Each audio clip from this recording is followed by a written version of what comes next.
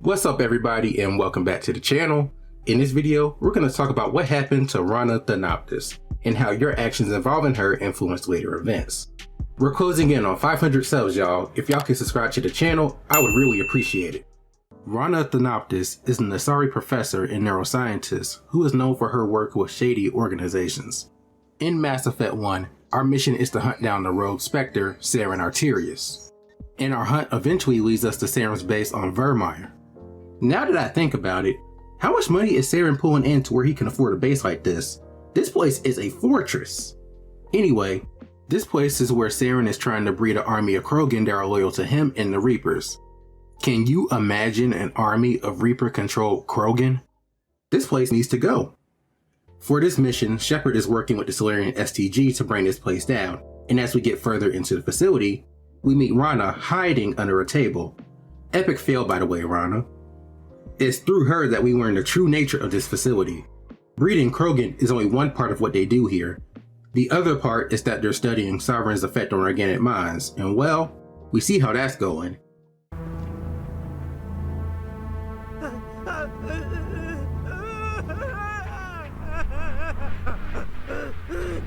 She tells us that's the ship Sovereign that's able to send out a signal that does the indoctrinating, and we later find out that Sovereign is not just a ship, but an actual Reaper, which upped the stakes of the situation from that point in the story onward. She wants to escape the facility to avoid becoming a test subject herself, figuring that the job isn't worth dying for. She will offer you access to Saren's private lab where another protein beacon is stored. At the end of the conversation, you have the choice of killing her or letting her go free and try and outrun the nuke you're going to set off here. Your choice here will affect what happens later in the series. If you do decide to let Rana go, you'll meet her again in Mass Effect 2 on Corvus. And this time, she'll be working with the Blue Suns alongside Warlord Okeer. She will be helping him not to cure the genophage, but to create the ultimate Krogan. She created a mental imprint routine to educate Okeer's taint-bred Krogan, but most didn't make it, or were considered imperfect and were cast out to be used for live ammo training. She's appreciative of us for giving her a second chance, but at the same time, this woman cannot keep herself away from sketchy operations.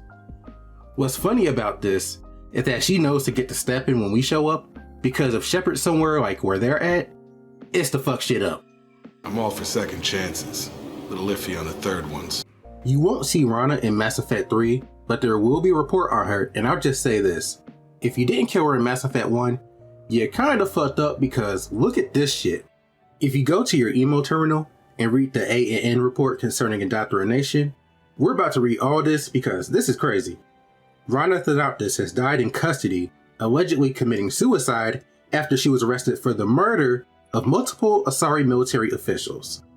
Prior to her death, investigators said Thanoptis spoke of voices in her head. Sound familiar? Which they believe to be indicative of her indoctrination. The voices foretold the ascension of the Asari, and told Thanoptis that anyone fighting the Reapers needed to die. Thanoptis worked on a top-secret project for former Spectre Saren Arterius several years ago, where she likely became indoctrinated, right? She received a pardon from the Asari government in exchange for providing research assistance on Reaper technology. Thanoptis was believed responsible for planning a makeshift explosive device that detonated at a research center, killing 5 visiting Asari military officials, along with 4 civilians. The attack seriously wounded a dozen more and caused significant damage to the facility. This woman went on a murderous rampage and then killed herself. The Reapers basically used her as a sleeper agent and then let her go out in a blaze of infamy. Now after digesting that, I want to know, how many of you killed her and how many of you let her live? Especially on y'all first playthrough. For every playthrough I've done in Mass Effect 1, I let her live. And I think a big part of the reason why I let her go is that she's a non-combatant. And she's not hostile when you're talking to her, so I let her go. Second chances and all of that. Even after knowing what she does in 3, it just became more of a habit. Now in hindsight, there was a good chance that she was indoctrinated. It makes sense because she's been around Saren and Sovereign, and there's no telling for how long. She wasn't exhibiting the signs of indoctrination at the time because, like she says, the more control Sovereign has over someone, the less capable they are. So Sovereign had her on a loose leash. And after we destroyed Sovereign, she didn't really have to worry about being controlled until the Reapers invaded in Mass Effect 3 and finally awakened her sleeper agent and put her to use. And that is what happened to Rana Thanoptis. Looking at her objectively, Rana was a talented person, but she got involved with the wrong people, and in this case, the wrong ship. She learned how indoctrination works. She created a program to educate Okir's Krogan. She wanted to avoid the same fate that her test subjects went through, but even if she was spared, she was never truly free. It was far too late for her.